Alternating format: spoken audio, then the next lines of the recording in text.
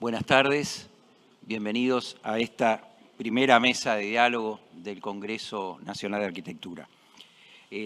Vamos a intercambiar primero entre los tres panelistas y luego en común sobre lo urbano, miradas y estrategias, observaciones y líneas de acción. Me acerco más al micrófono, y líneas de acción.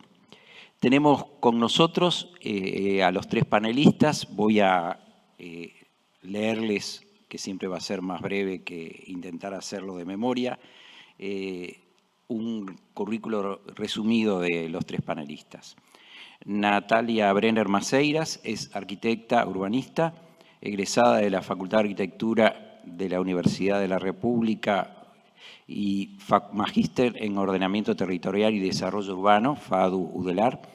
Integra el equipo técnico de la Intendencia de Canelones desde 2005 a la fecha, desempeñando tareas de dirección en las áreas de planificación, espacios públicos, gestión territorial, movilidad y territorio sostenible. Fue presidenta de la Sociedad de Arquitectos del Uruguay en el periodo 2020-2022.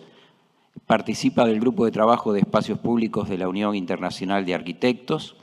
Asesora en tema género y equidad a la Federación Panamericana de Asociaciones de Arquitectos e integra la comisión directiva, así como el Colegio de Asesores de la Sociedad de Arquitectos del Uruguay, de la cual fue presidenta, como dije.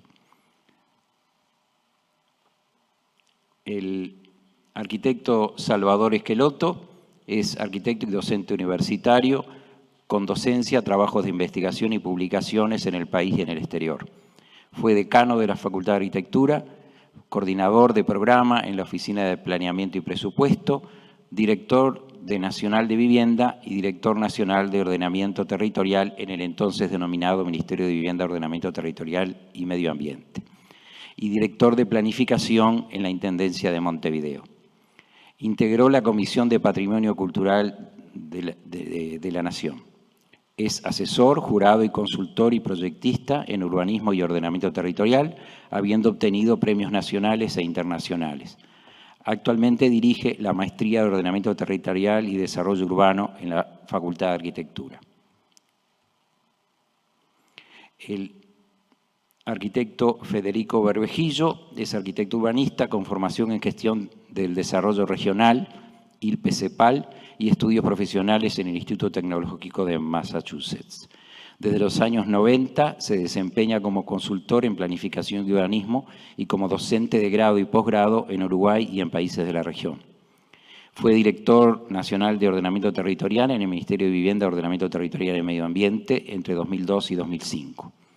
Es coautor, entre otros, del Estudio General para las Directrices de Ordenamiento Territorial del Ministerio de Ordenamiento Territorial en el año 1996, el Plan Especial de Ciudad Vieja y 18 de julio entre 2001 y 2003 y el Programa de Revitalización de la Ciudad Vieja en 2011-2012.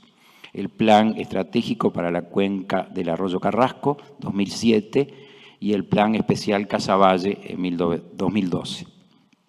Participó en diversos planes directores de infraestructura de escala urbana y metropolitana, como el Plan de Saneamiento de Montevideo, 1992, el Plan Director de Agua Potable para Montevideo Metropolitano, el Plan Director de Saneamiento y Drenajes Urbanos de Montevideo, 2016-2017, y los estudios para el Plan de Movilidad Urbana Sostenible de Montevideo, 2021-2023.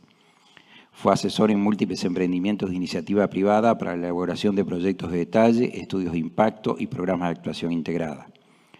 Como consultor del Banco Interamericano de Desarrollo, participó en diversos planes en la región, entre ellos los lineamientos estratégicos de la región metropolitana de Buenos Aires en 2007.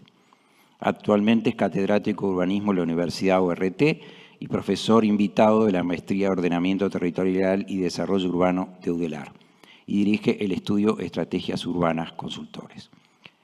El mecanismo de trabajo va a ser una ponencia disparadora, motivadora, que va a cargo de Federico Berbejillo, y luego intervenciones de los otros dos panelistas para sucesivamente seguir con un diálogo entre los panelistas y intervenciones desde los asistentes. Los dejo entonces en la palabra en manos de Federico Berbejillo.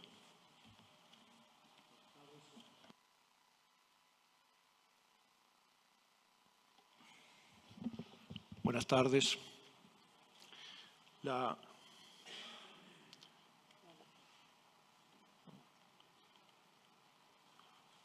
intención de esta presentación y del panel que sigue es centrar un poco la conversación en torno a un viejo tema que es la aspiración que todos tenemos en relación con lograr una mirada más integrada del fenómeno metropolitano que se traduzca en una visión ordenadora y que se traduzca en estrategias efectivas que logren mirar al conjunto como una unidad. Un poco el concepto es que la ciudad real y la ciudad potencial en la que deberíamos centrar nuestros esfuerzos es esta aglomeración, la aglomeración metropolitana de Montevideo, ¿no? Y las tradiciones de verla sectorialmente o de verla dividida por departamentos son válidas, pero al mismo tiempo nos dejan fuera parte de la realidad y parte de las oportunidades también. Es un poco como decíamos hace mucho tiempo que buscamos abordar lo metropolitano en forma más integral.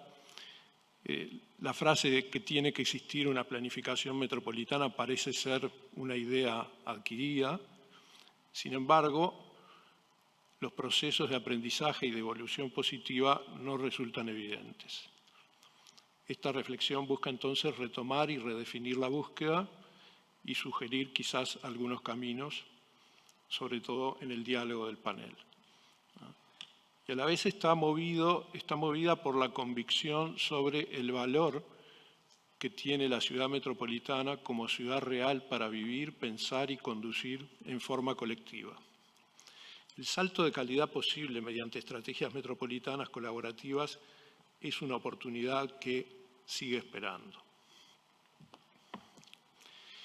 Entonces, con un tono un poco autobiográfico, si me permiten, me acordaba de que en el año 1995, por un convenio entre el Taller Sprechman y el Ministerio de Vivienda, Ordenamiento y Medio Ambiente, prácticamente recién creado, el Ministerio hizo un llamado a estudios metropolitanos, a estudios y propuestas, y entonces un grupo del taller preparó este informe que se denominó en el momento Propuestas de Urbanismo Estratégico en el Área Metropolitana.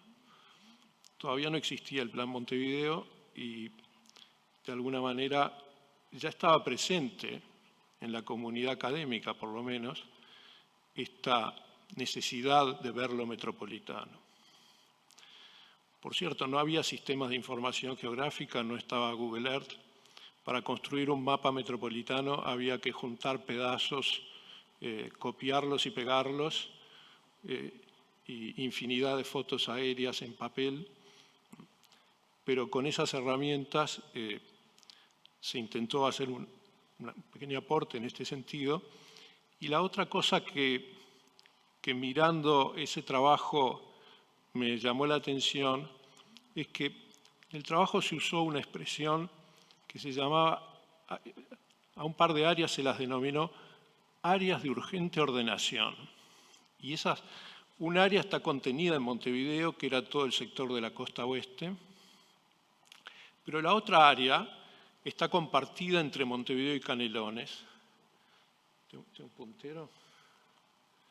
Y se trata de esta área que ustedes ven acá, que es la interfase o el espacio entre la ciudad de la costa y el eje de la Ruta 8, un espacio que va desde el entorno de los bañados de Carrasco hasta el entorno de los bañados de Pando y que está, como digo, compartido entre dos departamentos. ¿Y por qué se planteaba como área de urgente ordenación? Porque ya en el 94 se percibía que se estaban despertando allí unas dinámicas de desarrollo muy relevantes, ¿no? Y el área no tenía un proyecto, no tenía una idea. Pero la veíamos como área bidepartamental, ¿no?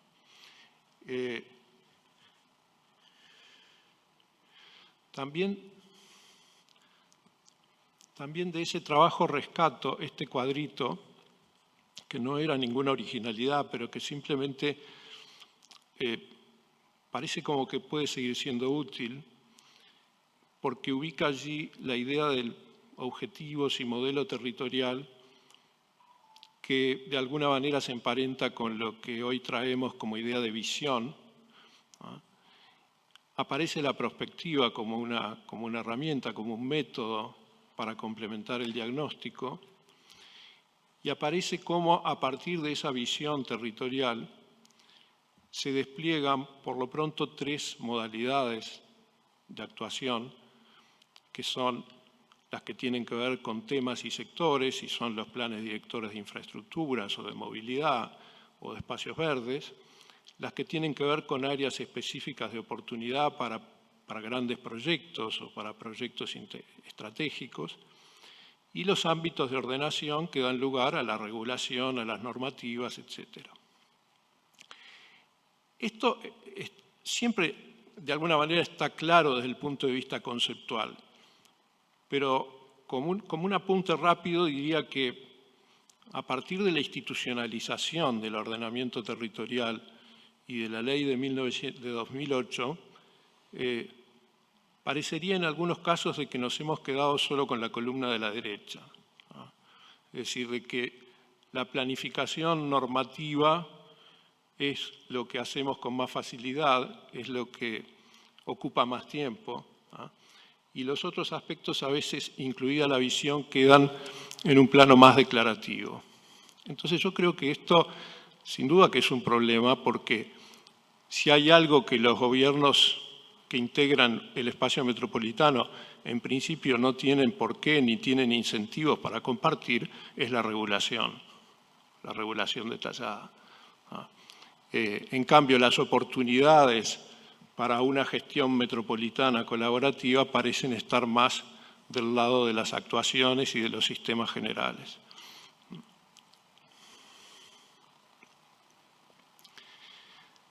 Entonces, bueno, ¿para qué necesitamos una estrategia metropolitana? Justamente para activar y gestionar los sistemas verdes, por ejemplo, para definir la movilidad estructurante, para construir la escala intermedia de la metrópolis, que como ya vimos en el ejemplo, en algunos casos cruza los departamentos, y para manejar las grandes conectividades y el desarrollo de las centralidades.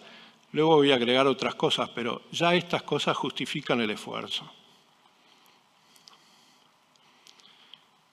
Entonces, me pregunto también si hay algunas señales de cómo van a ir evolucionando los desafíos para una mirada metropolitana en los próximos años o decenios.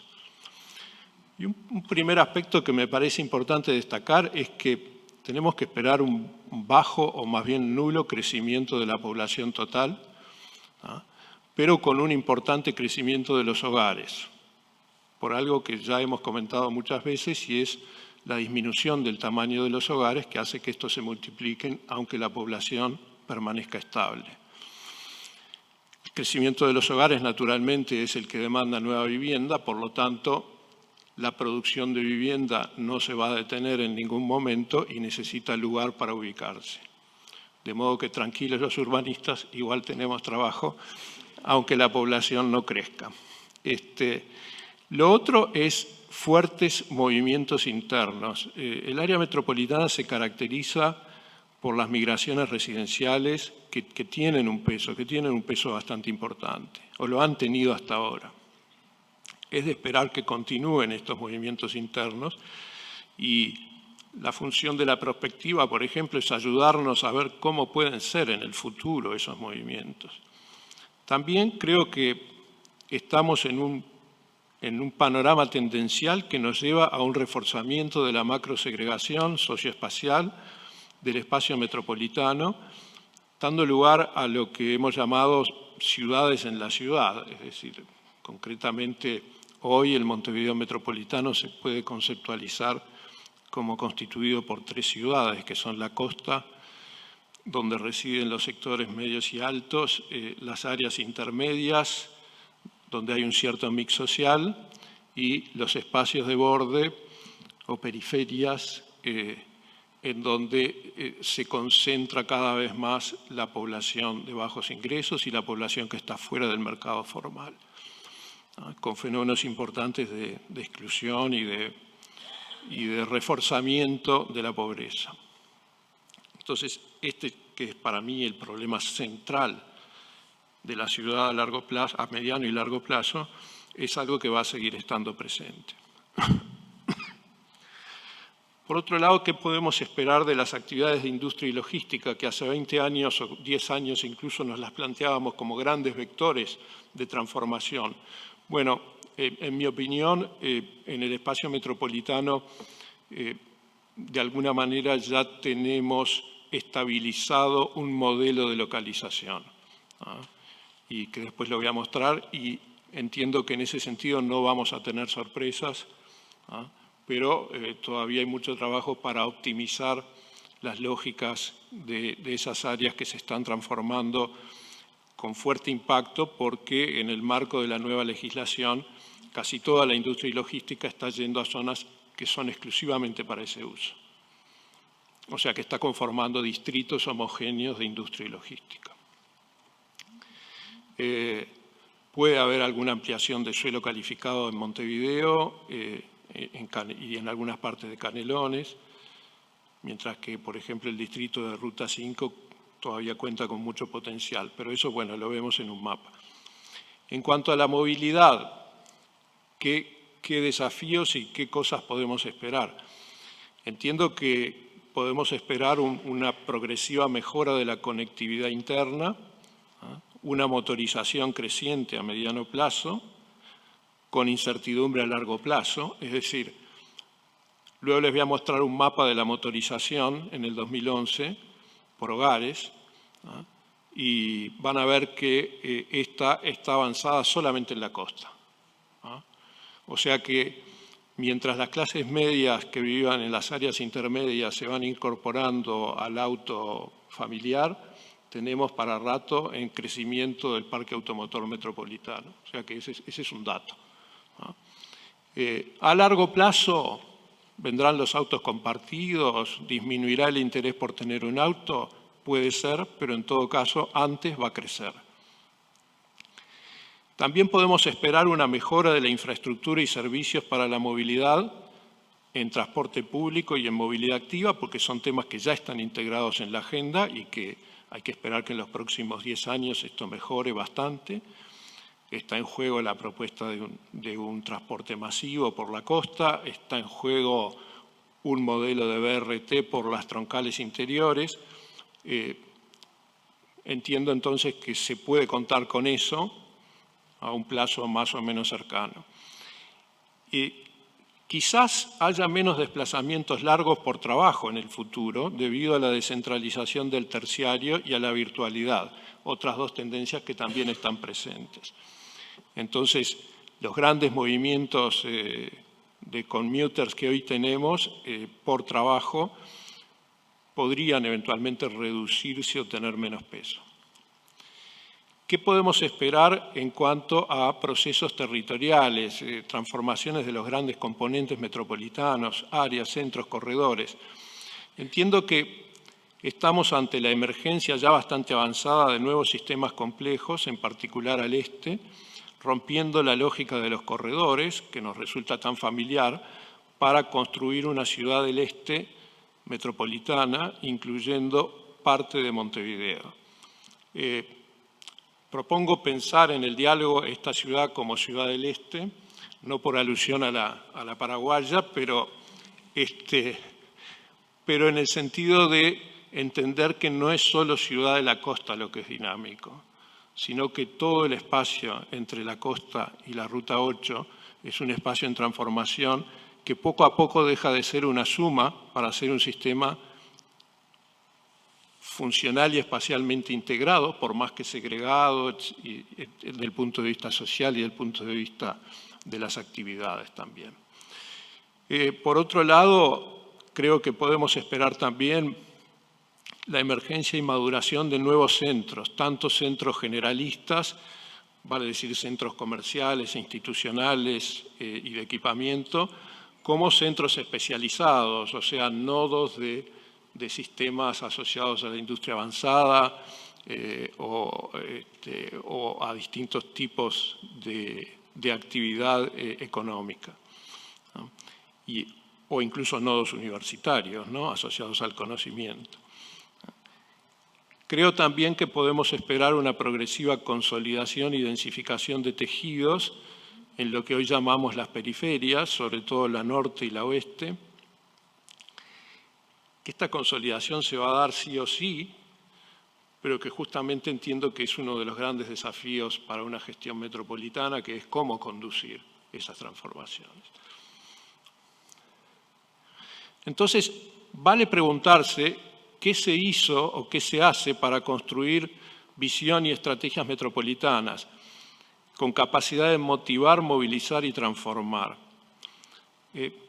Bueno, fíjense que yo les pido a las estrategias metropolitanas que tengan capacidad de motivar, movilizar y transformar, porque si no entiendo que no son estrategias metropolitanas, que son declaraciones o que son lineamientos o que son directrices, ¿no?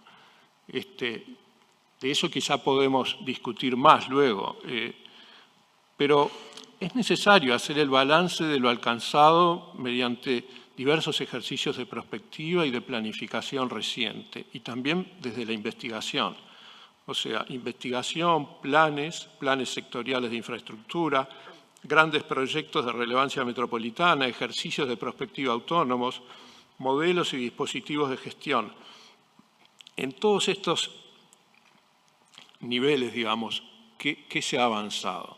Bueno, evidentemente hacer un balance trasciende largamente una presentación como esta.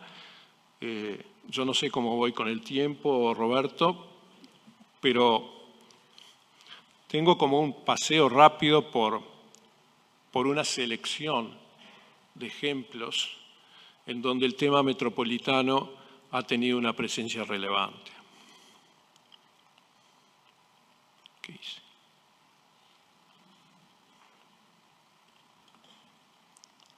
Ahí.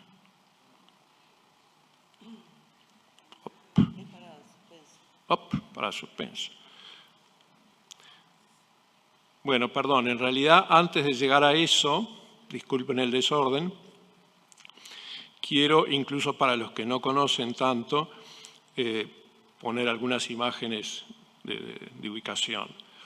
Montevideo Metropolitano, como lo vemos allí, es parte de la región Costa Sur en Uruguay y tiene, digamos, una relación muy cercana con la metápolis de Buenos Aires, digamos, ¿no?, que se ve allí a la izquierda. Por otro lado, el Montevideo Metropolitano que conocemos es la consecuencia de distintos ciclos históricos. Hubo un primer ciclo de formación del Montevideo Metropolitano que tiene que ver con las rutas radiales que llevan al interior del país, y luego hubo un ciclo que se combinó con este, que fue de crecimiento por la costa, especialmente hacia el este. Y eso da lugar a este esquema en donde la conurbación tiene un radio de unos 30-35 kilómetros, más extendido hacia el este, y aproximadamente a los 90 kilómetros tenemos un primer juego de ciudades intermedias que tienen centralidades potentes. Entre esas ciudades intermedias y el centro metropolitano hay un poquito un cono de sombra que mantiene a los restantes centros poblados en un estado de desarrollo acotado, por así decirlo.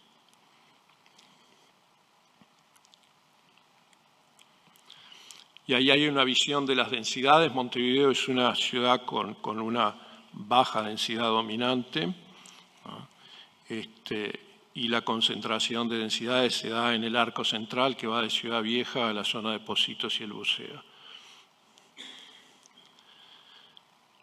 Tradicionalmente en los estudios sobre el área metropolitana se define una escala de componentes parecida a esta misma o parecida, en donde se distingue un área central, un componente de costa de Montevideo y Ciudad de la Costa en Canelones, luego unas áreas intermedias, que son áreas que ya tenían consolidación urbana casi que a mediados del siglo pasado, y luego las periferias de Montevideo que abarcan zonas de crecimiento más reciente y zonas rurales, y los grandes espacios de los corredores de Canelones y de San José, también con sus corredores urbanizados y sus espacios rurales. Y uniendo las áreas intermedias, las periferias y los corredores, tenemos este esquema más simple, que estos son como los tipos de componentes territoriales y en el sentido de tipos, en un sentido morfológico, social, funcional y también de que evolucionan en conjunto de alguna manera. Es decir, lo que pasa en las periferias de Montevideo tiende a pasar en todas y así sucesivamente. Bueno, esto es por compartir que entre aquellos trabajos de los años 90, en donde todo era manual, y hoy, evidentemente las oportunidades de conocimiento y análisis del territorio se han multiplicado al infinito, ¿verdad? Es decir, aquí tenemos la capa de Google Earth de las construcciones, superpuesta con un modelo digital de terreno del espacio metropolitano y con el viario principal y la hidrografía. Es interesante porque al llegar a una expresión de este tipo de altísima calidad, descubrimos cosas. Descubrimos, por ejemplo, la enorme relevancia que tienen los espacios inundables del bañado de Pando y, perdón, se me fue, y del bañado de Carrasco, que es esta zona de acá, así como las zonas bajas que partes quedaron pintadas en azul de los bañados de Santa Lucía. Y bueno, como vemos otra serie de rasgos de la geografía original que están presentes en la organización metropolitana. Esta es la mancha de lo construido, o sea, exactamente de lo construido, urbano, suburbano, rural. Nos da una buena idea de cómo es la estructura. Y bueno, y luego uno puede hacer acercamientos, ¿no? Este es el área dinámica que va de Ciudad de la Costa a la Ruta 8 entre el bañado de Carrasco y el bañado de Pando. Aquí en la visión sin el modelo de terreno.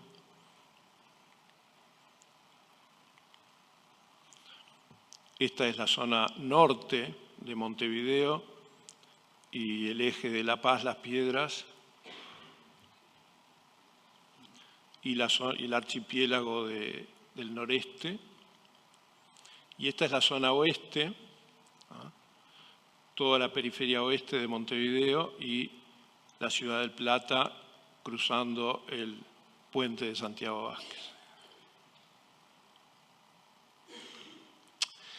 Entonces, aparte de lo placentero de ver estas imágenes y de pensar que uno las puede manejar, es eso, el mensaje es, no tenemos excusas, no tenemos excusas para conocer bien y para hacernos cargo de todo esto, ¿no?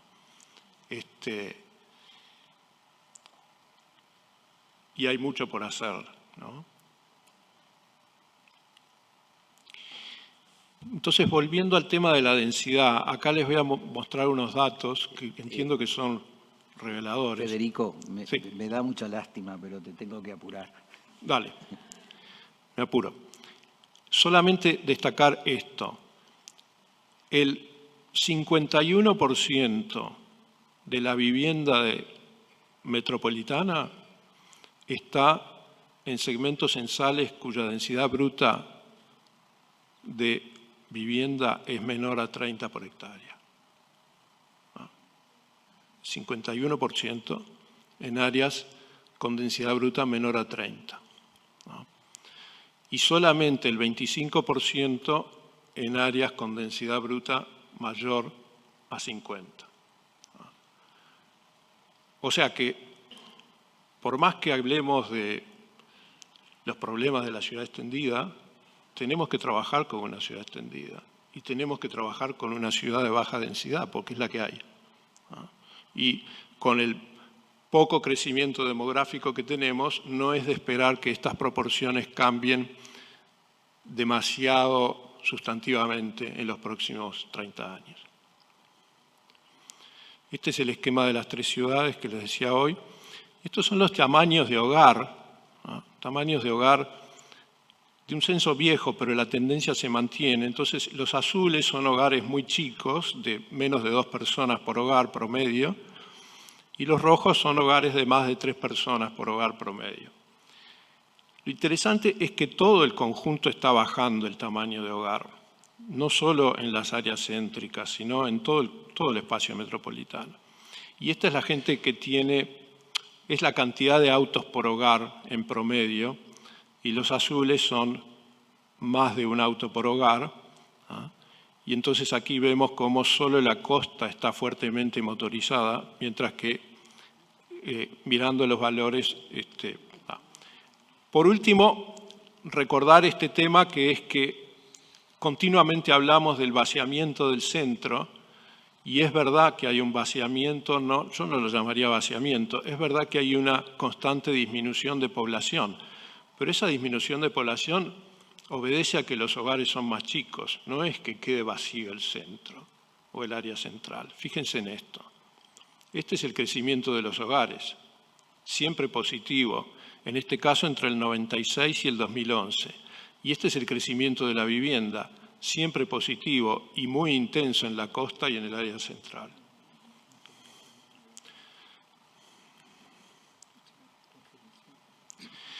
Ahora, ¿está planificado esto? Porque hablamos de la planificación metropolitana. Este mosaico lo que nos muestra es la planificación vigente al 2017 y como vemos está todo planificado, es decir, todos esos colores responden a planes de distinta escala, sobre todo planes locales o planes parciales. Quiere decir que la temática metropolitana se aborda no desde un territorio no planificado, sino desde un territorio que ya está planificado a escalas menores. Bueno, como no me queda tiempo, yo voy a saltear esto, solo mostrarles imágenes. Fíjense que cuando se hizo el Plan Montevideo y se imprimieron los planos, lo que está fuera del departamento está como tapado por un velo gris, ¿no? Y uno se pregunta, bueno, ¿por qué? ¿Por qué es tan importante ese límite que al fin y al cabo en el terreno no es nada?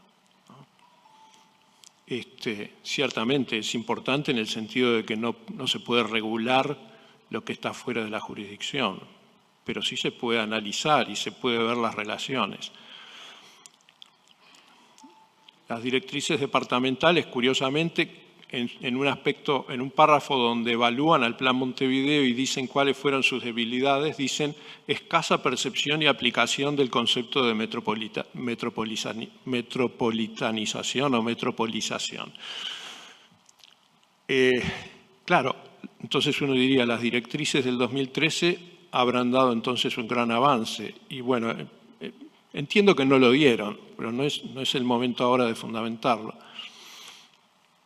Voy a pasar rápido, esta es la regulación del suelo en las directrices. Esto es lo que las directrices de 2013, hace ya, fíjense, 10 años, definieron como territorios estratégicos, entendiendo por ello territorios de intervención prioritaria o territorios de ordenación detallada prioritaria.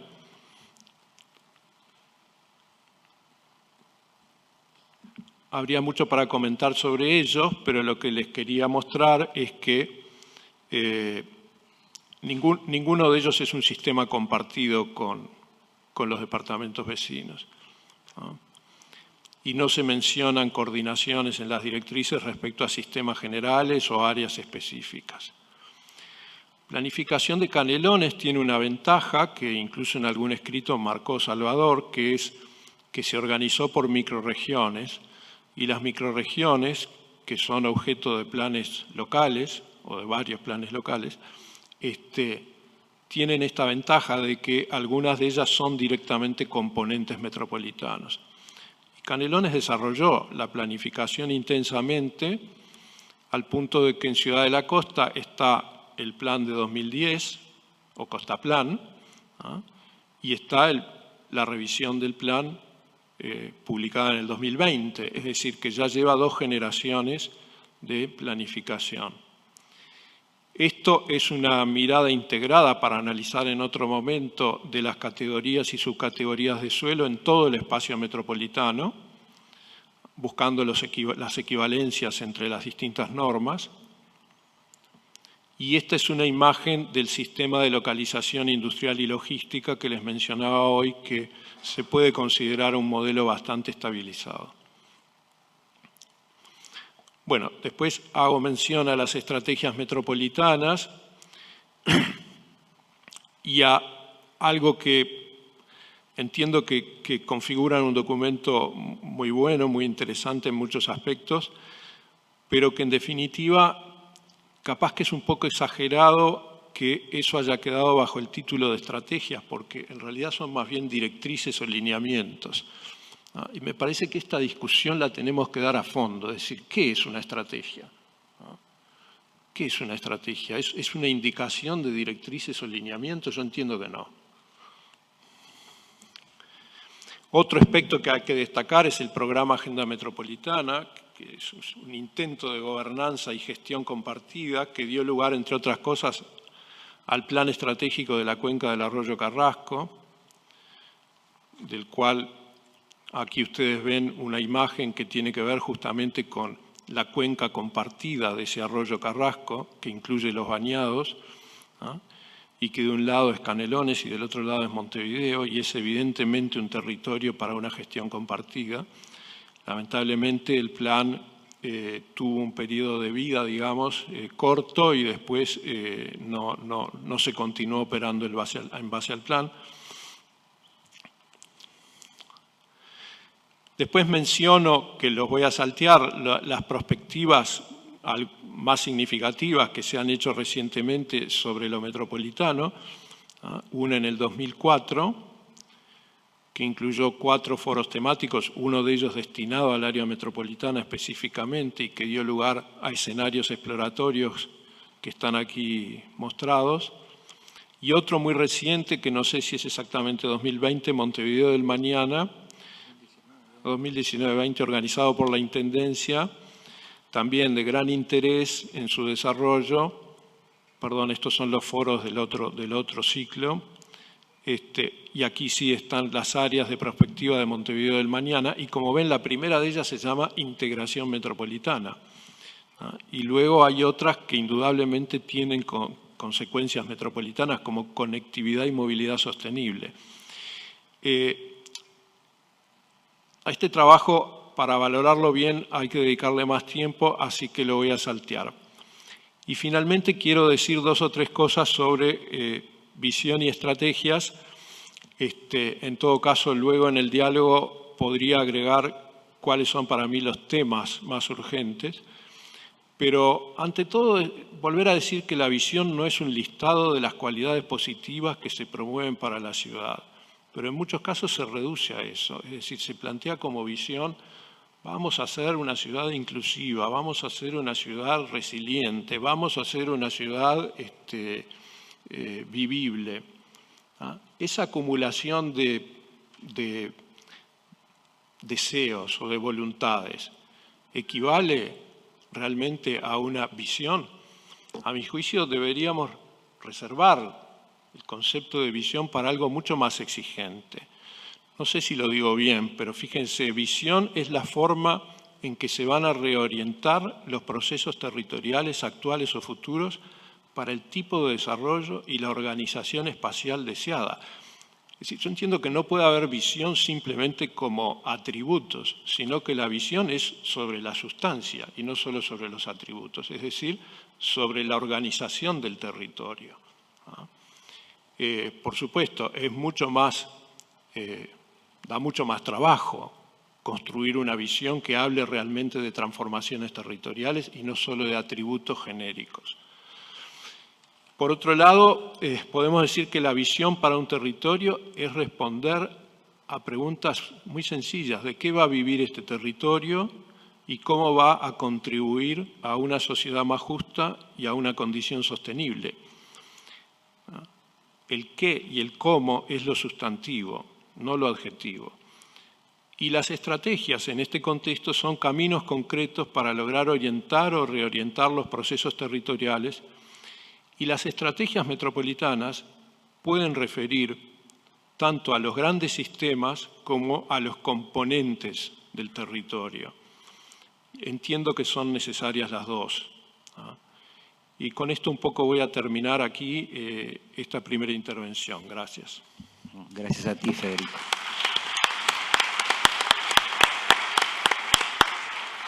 Bueno, ahora, en desventaja por los tiempos, le toca a los otros dos panelistas. ¿Quién empieza?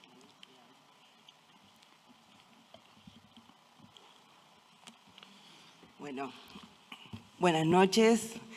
Primero que nada, agradecer a todos y todas las que están aquí de todo el Uruguay, porque quiero hacer énfasis en eso, desde la Sociedad de Arquitectos del Uruguay, ¿no?, de Montevideo. Hay una cantidad de colegas de distintos puntos, de distintos departamentos, a los cuales agradecemos estar acá, y de la FAPA, de la Federación Panamericana de Asociaciones de Arquitectos.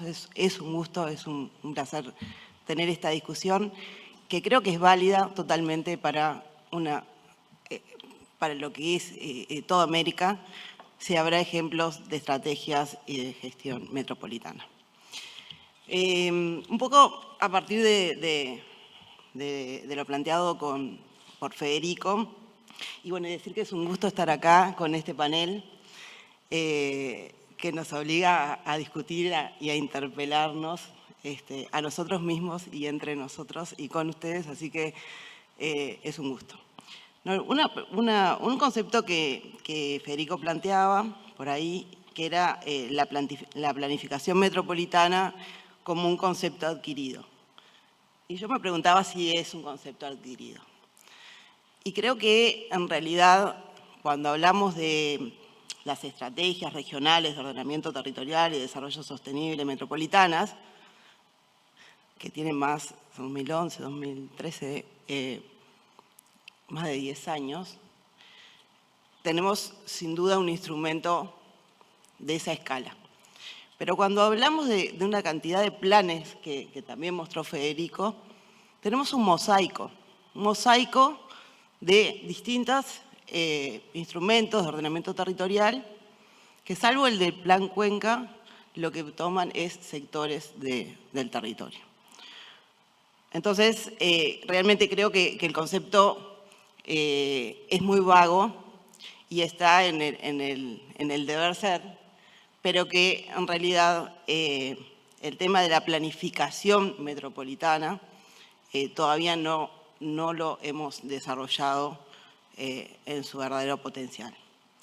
Por otro lado, Federico, vos hablabas por ahí de la ciudad metropolitana, y creo que tenemos que hablar del territorio metropolitano y dejar de hablar también del centro a la periferia para pensar en una red de ciudades, en una necesaria malla territorial y de qué forma podemos trabajar, proyectar, planificar, tejiendo esa red, ¿no? Tejiendo esa red de ciudades que construyen este territorio metropolitano. Pero que no solamente es una red de ciudades. Y acá el rol fundamental del territorio rural, ¿no? ¿no? Y esa necesaria mirada del territorio en su integralidad, porque cuando miramos cuencas, los arroyos no se pueden dividir con el límite dibujado, que además se va corriendo, sino que tenemos que pensar justamente en una gestión de cuenca. Cuando hablamos de movilidad, tenemos que hablar de una movilidad metropolitana. No podemos aterrizar proyectos de un lado para el otro. Y tenemos, además, otro tema que me parece fundamental, que tiene que ver con las distintas escalas, ¿no? Con cómo generar, y ahí vamos a otra parte que también tampoco hemos hablado demasiado, una verdadera gestión metropolitana. Podemos planificar, pero si no gestionamos, no podemos avanzar en esto de ordenar y concretar el territorio. Y para eso, y voy haciendo como una concatenación de cosas que parece como que se van como cayendo así en cascada, tenemos que pensar una institucionalidad metropolitana, ¿no? O sea, cómo gestionar el territorio. ¿Será una agencia? Hablamos con Roberto. ¿Será un consorcio? ¿Qué será? Pero lo que es claro es que tienen que tener poder de decisión, tienen que tener autoridades, tienen que tener presupuesto y tienen que tener además una necesaria multiescalaridad, donde los gobiernos departamentales, los gobiernos locales, el gobierno nacional logren transversalizar políticas públicas pensando en el territorio. Por otro lado, me parecía que había también un binomio interesante para charlar, que tiene que ver con la competencia territorial o la solidaridad territorial. Y ahí hay que cambiar grandes esquemas, paradigmas y además conciliar y buscar voluntades, porque en definitiva entiendo que el territorio metropolitano necesita hablar de complementariedad, ¿no? Implica sumar, implica tratar de no competir, porque por ahí veo a Isabel Viana y rápidamente caemos en otro tema que tiene que ver con esa competencia, que tiene que ver con el valor del suelo y que tiene que ver con la especulación inmobiliaria y que nos tiene que interpelar fuertemente. Y que la única forma es complementar normativas, coordinar. Y en eso también, y este congreso de arquitectos y arquitectas, tenemos que tratar de ser mucho más transversales con quienes piensan y cómo piensan el territorio. Desde la gente, desde la participación, desde las otras disciplinas imprescindibles para esto, tirando también otros temas que tienen que ver, por ejemplo, con la soberanía alimentaria, con cómo tenemos esto de las ciudades ganadoras y perdedoras, del territorio que sirve y el que es servido. O sea, creo que realmente por acá en las estrategias regionales, quiero leer un pequeño párrafo de nuestro amigo de Manuel González Fustegueras, que planteaba que las estrategias metropolitanas promovían la construcción de una identidad metropolitana. Y yo creo que todavía no tenemos una identidad metropolitana. ¿Quién dice yo soy metropolitano? O sea, ¿de qué forma, cómo nos sentimos y cómo él planteaba acá? Resta desear que esta nueva forma de entender el territorio metropolitano sea capaz de hacerse impulsora y movilizadora de esfuerzos, recursos, energías e ilusiones de los actores implicados para conseguir un territorio más justo, más eficiente y más bello. parece una buena definición como para empezar. Salvador. Bueno,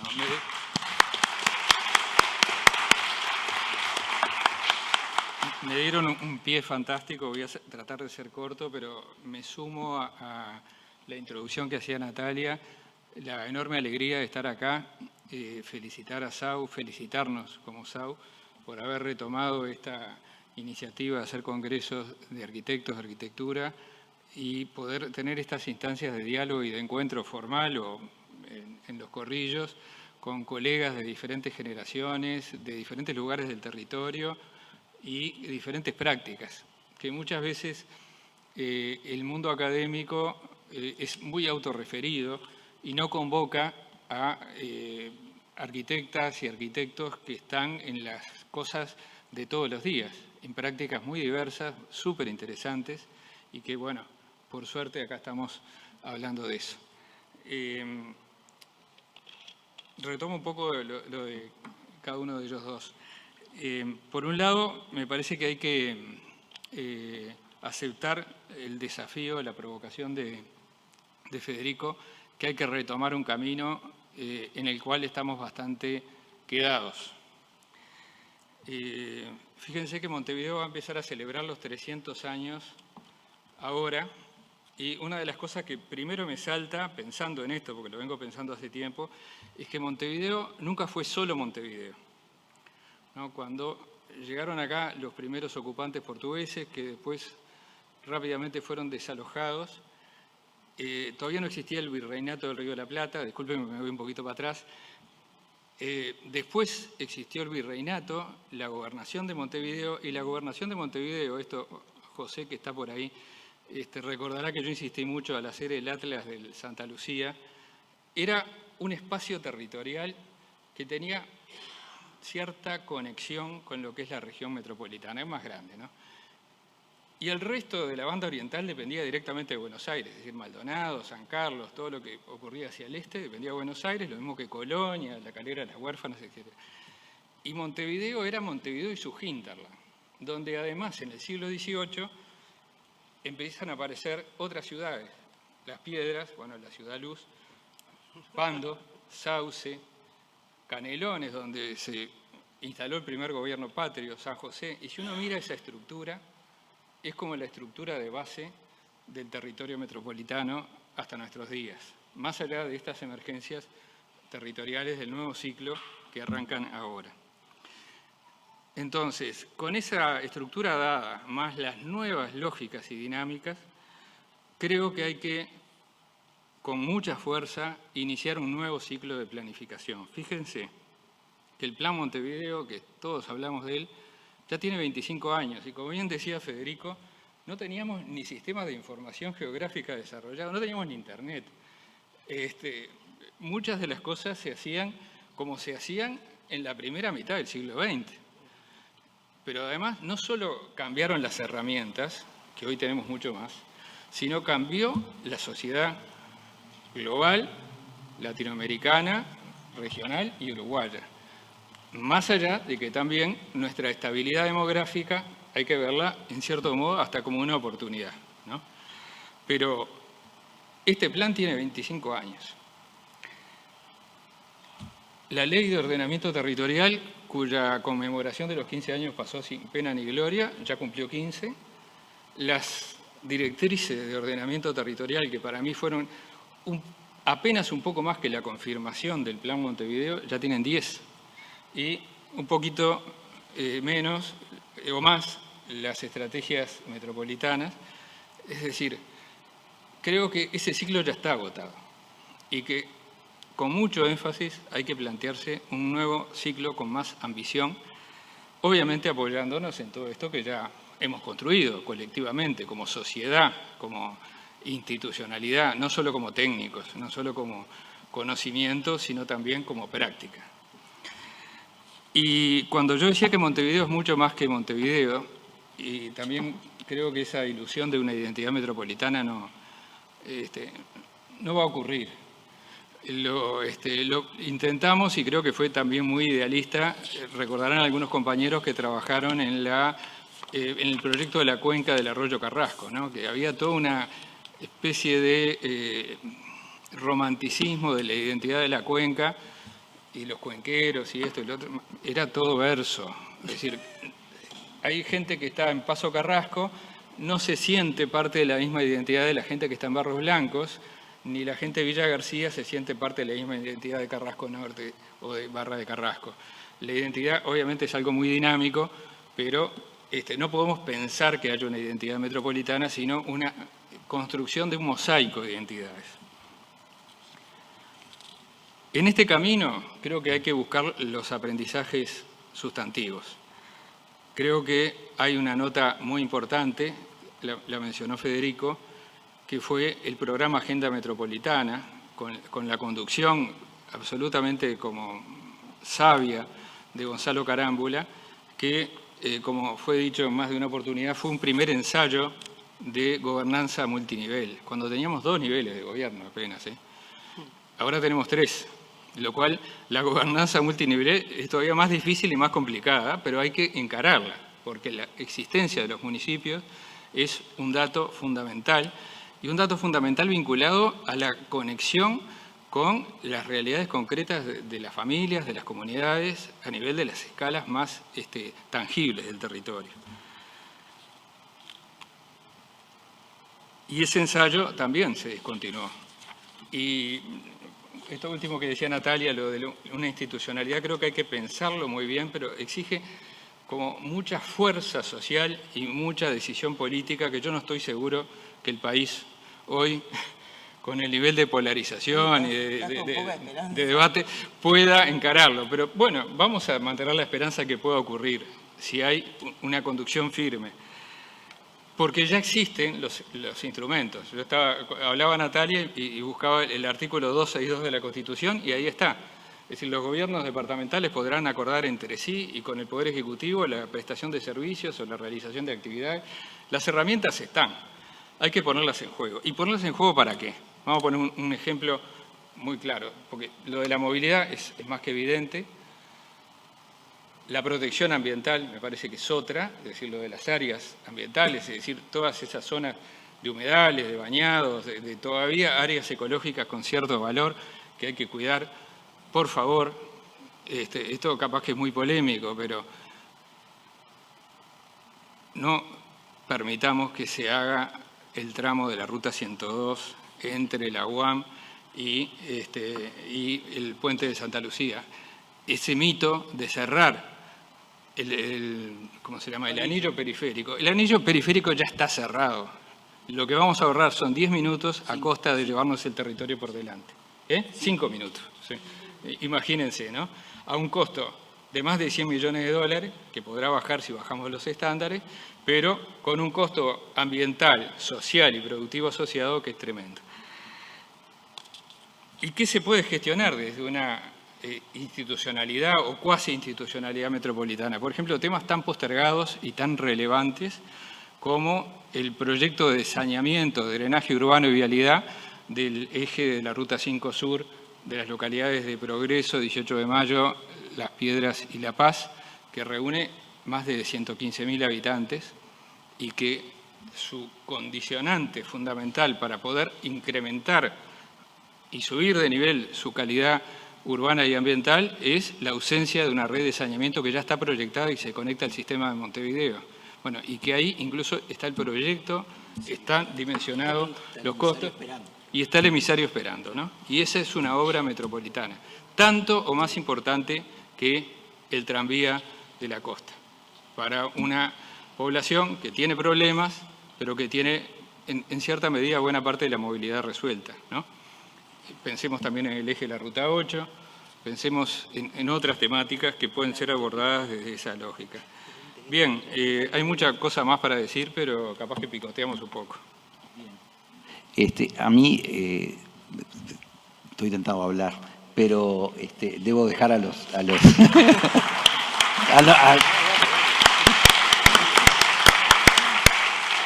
nos había quedado Salvador sin reconocerle el aporte. No, simplemente me preocupaba, estamos hablando de metropolitano y tenemos un país asistiendo, como bien decía Natalia. Y yo creo que estas reflexiones hay que pensarlas en otras realidades, ¿no? Hubo un esfuerzo de hacer unas estrategias regionales en el este del país que adolecen de las mismas dificultades o mayores aún que las del área metropolitana, ¿no? Las EROT-E. Pero un esfuerzo interesante. Y ha habido otras punterías. El 1 de agosto, que es cuando se conmemora la segregación de Rocha, que lo festejan con un feriado en Rocha porque se separaron de Maldonado, un 1 de agosto se firmó un convenio para gestionar en conjunto la cuenca de la Laguna Garzón. Y mientras que tuvo un aporte financiero de DINOT, se logró hacer funcionar un primer estudio que se contrató a Diego Capandegui para hacerlo, y quedó porque cesó la financiación que ponía DINOT. O sea, hay una necesidad explícita de hacer cosas en común, ¿no? El ejemplo de PECAC es muy bueno.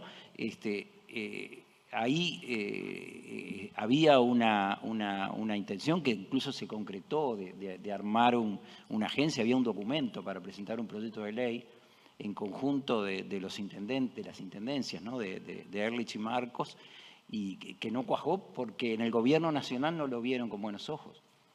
O sea, hay una necesidad muy grande de hacer esfuerzo. Yo quiero plantear un esfuerzo bien interesante en esa línea. Fue el trabajo que hizo DINOT para el MSP sobre complementación entre ciudades.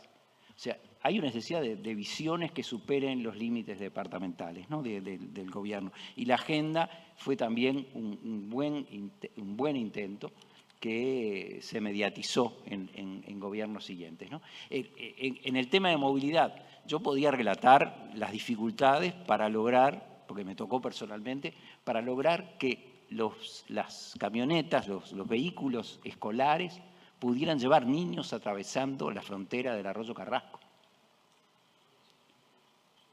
Decirlo solamente daría vergüenza, ¿no? O que los taxis pudieran volver con gente. Al día de hoy no pueden volver con gente cruzando la frontera, pueden llevar, pero no pueden volver, no pueden recoger pasaje.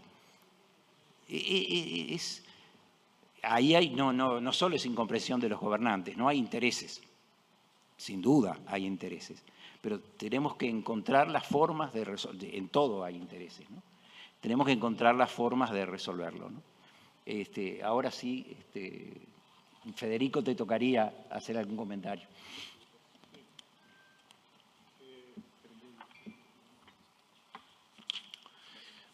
Perdón, Federico, me dicen que estamos más que pasados. Hay un conferencista esperando, pero igual vamos a dar 2 minutos a cada uno, ¿no? Por lo menos. No, entonces me parecieron muy interesantes las dos comentarios y los puntos que fueron agregando Natalia y Salvador. Estoy de acuerdo con la idea del mosaico.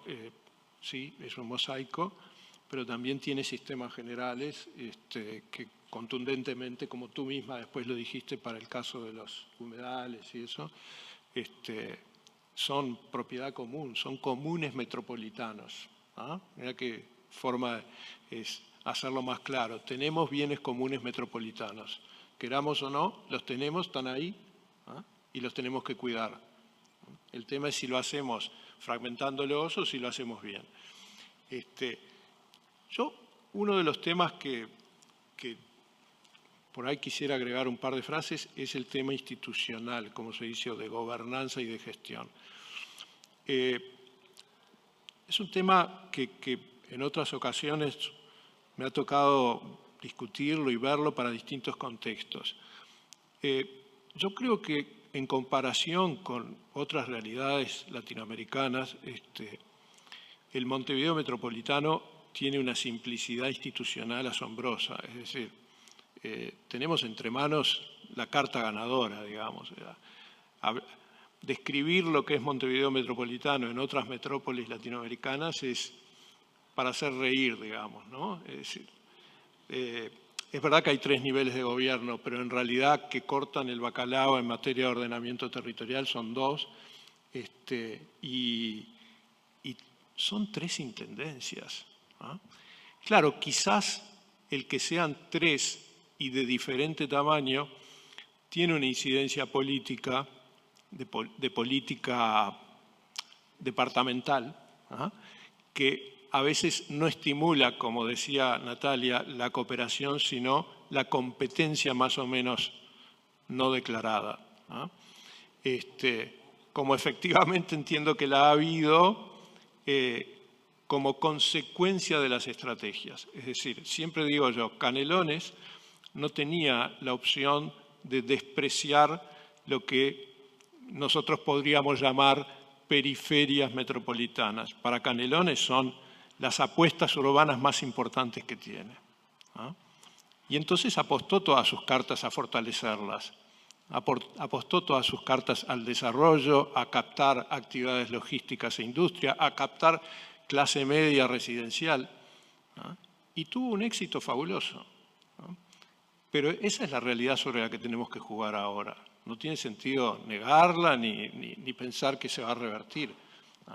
La verdad es que en las proyecciones hechas para el sistema metropolitano en cuanto a cómo se va a distribuir la nueva vivienda y la población, les resumo, población casi 0 para Montevideo, casi 100 para Canelones y San José.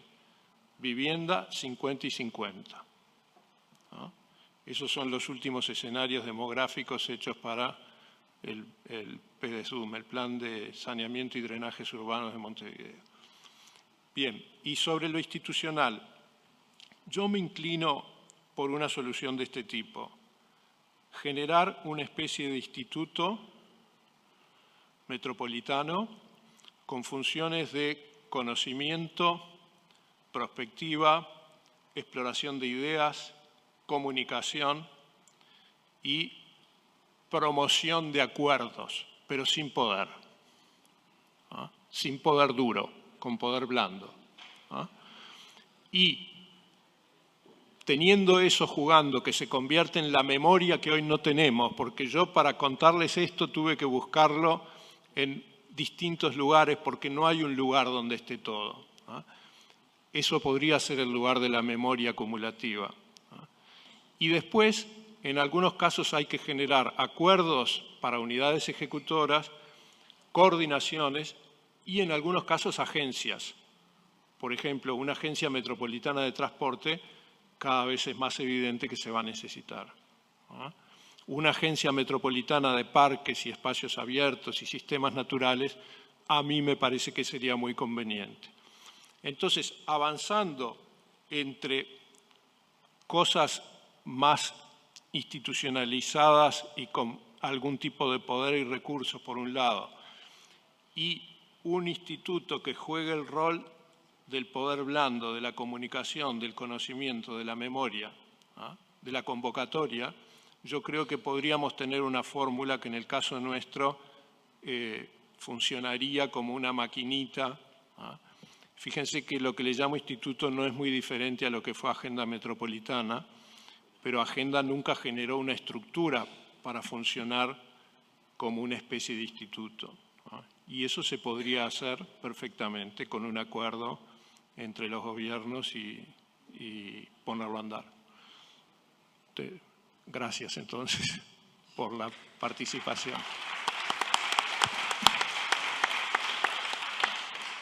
Natalia, 2 minutos. Qué difícil. 2 minutos. No, creo que hoy todos nos vamos a ir con muchas preguntas y con muchos desafíos y creo que ya comprometer a la SAU para hacer un ámbito donde empecemos a discutir sobre la planificación y la gestión metropolitana.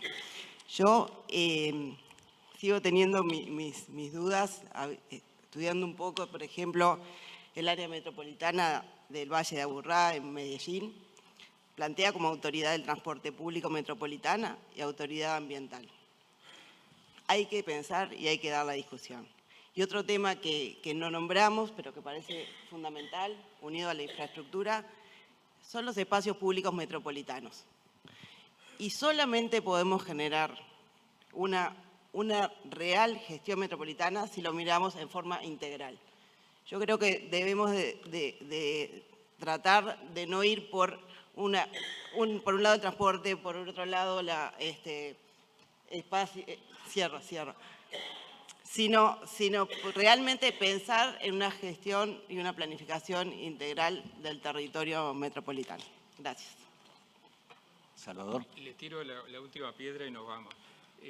La crisis del agua, que nos olvidamos de la pandemia, nos olvidamos también de la crisis del agua potable, reveló que 1.700.000 personas dependíamos de la provisión de aguas corrientes. La región metropolitana reúne una población urbana de 1.900.000, si incluimos San José y todas las ciudades que mencioné, y unos 70.000 pobladores rurales. Dentro de la población de Uruguay es casi 2/3. Es decir, ahí visualizamos la importancia que tiene esta temática en el debate. Nada más. Bueno. Muchas gracias a todos. Confieso mi responsabilidad y dolor de haber conducido a esta situación en que no podemos tener un intercambio con los asistentes. Espero que los siguientes moderadores sean más hábiles que yo. Muchas gracias.